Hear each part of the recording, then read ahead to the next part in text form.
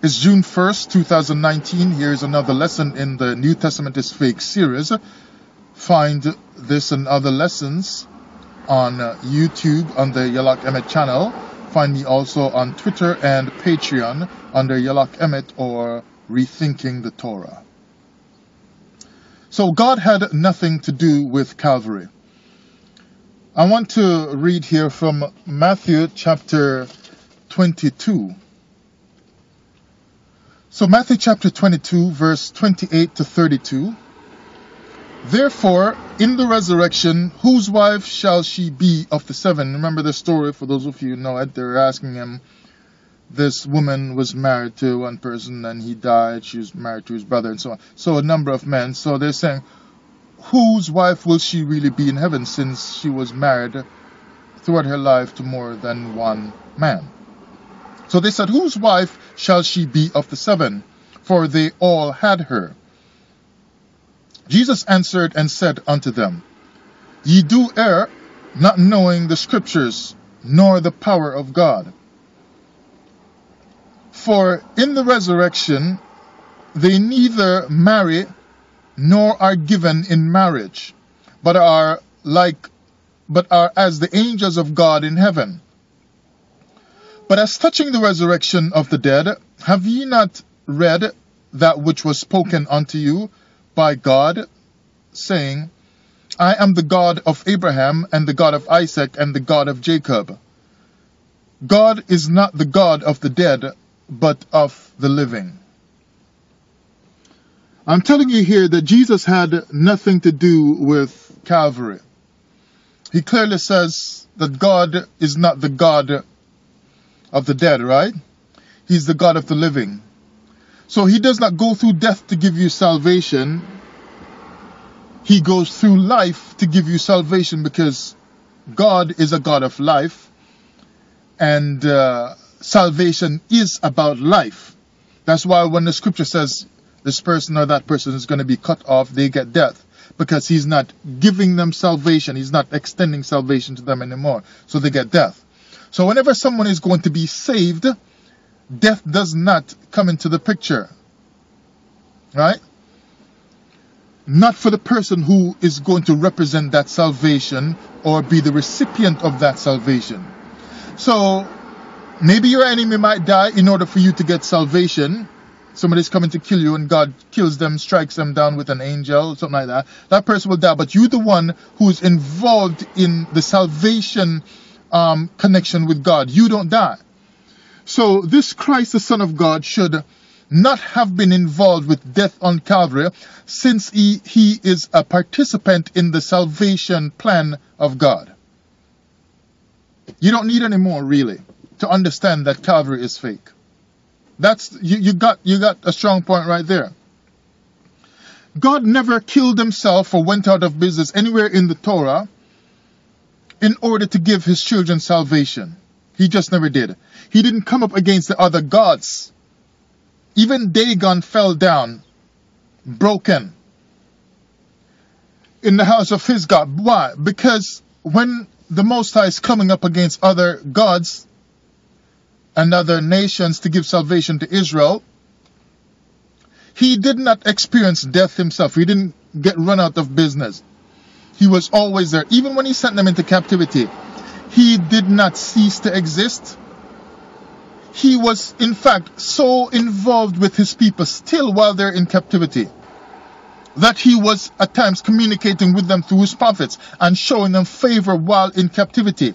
So the expression of life then, or blessing in some way, was still coming to his children even while they were in captivity. He didn't just disappear like a god gone out of business because he has lost power. So when you see this Christ dying on Calvary, he should not have experienced death in order to bring life to his people, because that is inconsistent with the Torah precepts of the Old Testament. The book of the covenant, because it is a book of a covenant of life, of blessing, not of death. Death doesn't bring salvation when you are the one dying who should be receiving life.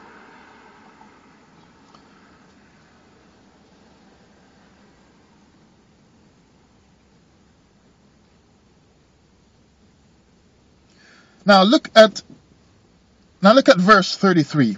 And when the multitude heard this, because he said God is not the God of the dead but of the living, then it goes on. And when the multitude heard this, they were astonished at his doctrine. They were astonished. What? They were in shock, because they never heard this kind of teaching before. They were astonished at his doctrine. So, astonished here, they're saying they were blown away. They were cast off by his teaching, right? Because it was just like, whoa, that just really, it gripped them.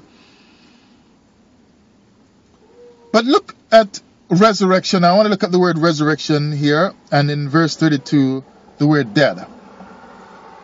So let me find resurrection now. Verse 31, but as touching the resurrection of the dead. So, anastasis from the Greek means a rising up. So they're using that word resurrection. A rising up. Rising from a seat, rising from the dead. And they said that of Christ. And so on. So, he's saying, as touching the rising up of people, or the coming to life of people, God is not the God of the dead, but of the living. So what he's telling you is that as touching the getting up of people, the rising and the coming back to life of people, God is not that kind of God. So he's not going to be doing any major kind of work through Jesus, which is why I questioned recently in another lesson the whole resurrections of people in the Old Testament. Because I'm coming from a biblical standpoint. If you say the precepts should not support certain stuff, then either you have to understand that the precepts in the Torah that show that people are resurrected, that came back to life, are correct, and the New Testament is fake, because Jesus is saying God don't resurrect people. Or you have to understand that Jesus is correct if you think that he is truthful, and that God was lying through his Torah when he made his prophets and writers, scribes, show that people resurrected then. But he is not the God of the raising up of people. Why? Because since God is a God of life, he does not believe in death for his people. So he certainly wouldn't believe in death for his own son. So he would not have been putting together a plan to resurrect his own son from the grave, because he does not deal in resurrection of his son, because he does not deal with resurrecting dead people, and certainly not his dead son, because his son should never be dead. Which means God would not put together a plan like Calvary for his son to be dead at any point. So Jesus said, as touching the resurrection, my Father don't have anything to do with that. So how come they're teaching you Jesus died and was resurrected, when Jesus himself is saying, my Father, he doesn't deal with resurrection?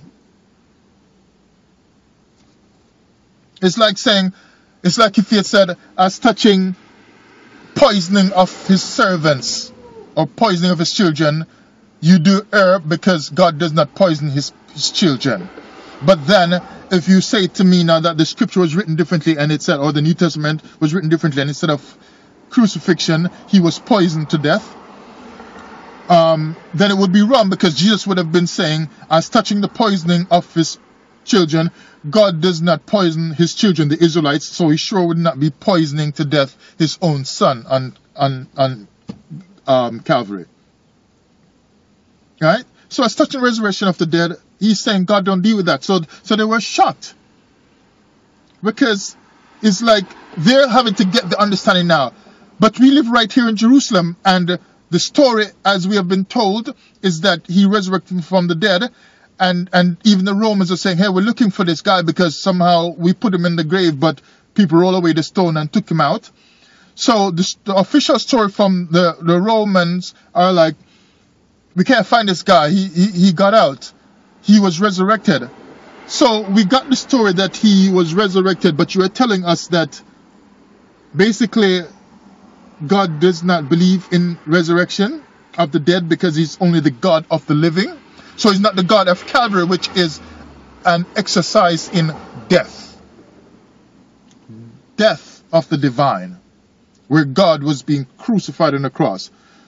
So he's just the God of the living. Now, let's look here now at the last point, the word dead in verse 32.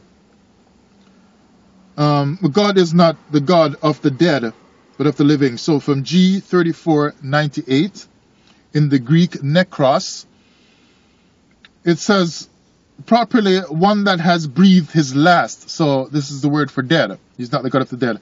So he's not the God of one that has breathed his last, because if you are being given life from God, he puts his master plan together to send his son for thousands of years or millions or whatever from before the foundation of the earth to give you life at Calvary, because he was slain from before the foundation. And they teach that this Calvary salvation plan was from before the foundation of the earth.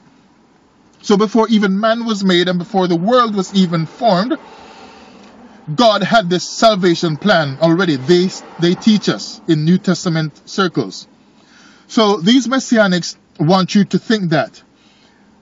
Yet still, Jesus himself is teaching you that God is not the God of people who have breathed their last breath.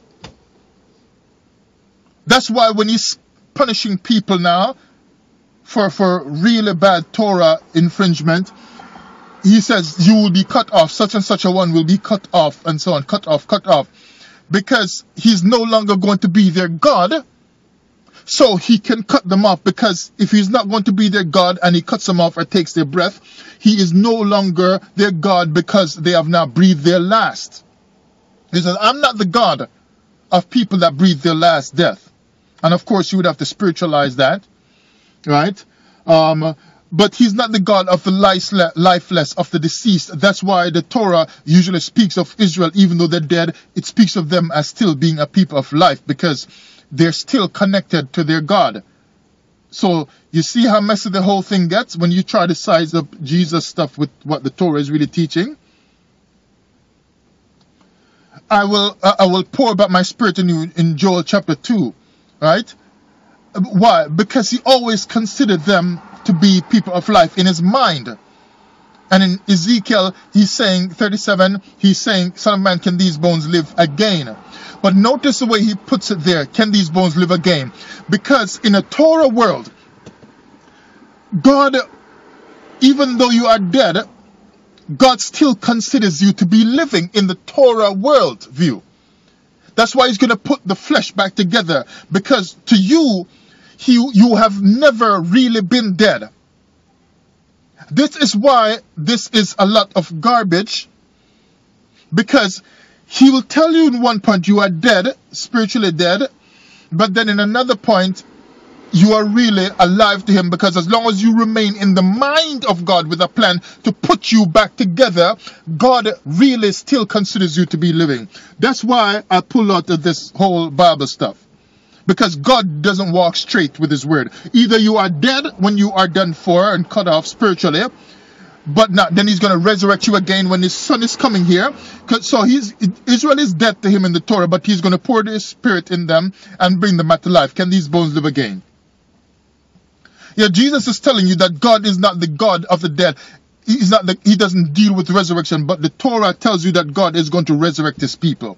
So Jesus' message about resurrection is contrary to the Torah message about resurrection, because in the Torah, God is saying, I resurrect people. In my mind, I've already resurrected you. It's just a matter of time for your captivity to play out, and then I will come back and I will put flesh on you again. The sinews come back together with the bones and everything.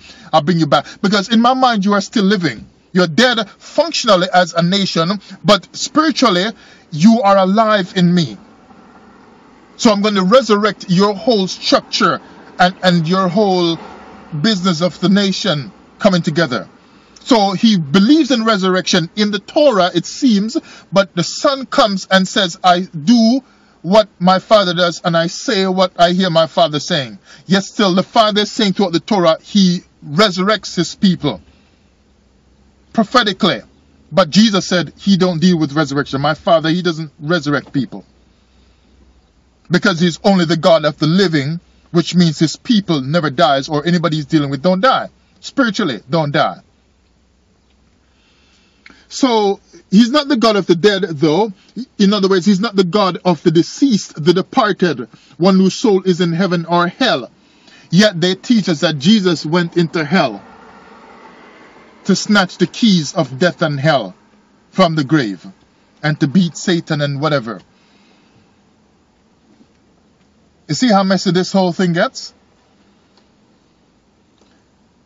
So Jesus is bringing a message that's so contrary to the Israelites, who then knew that God had many prophets prophesying about the resurrection of Israel, the dead nation, unto him. He says, I will pump back life into you, so I will resurrect you. So the Israelites knew of the resurrection teaching from a Torah standpoint. But Jesus comes with an anti-Torah teaching and says God does not believe in resurrection because he's not the God of the dead, period, to begin with. So in verse 32, they were shocked or astonished by his doctrine. Astonished. Because Jesus, they knew in their minds, Jesus was lying to them.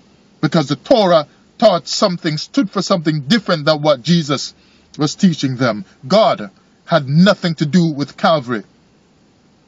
Think of these points and figure it out for yourself.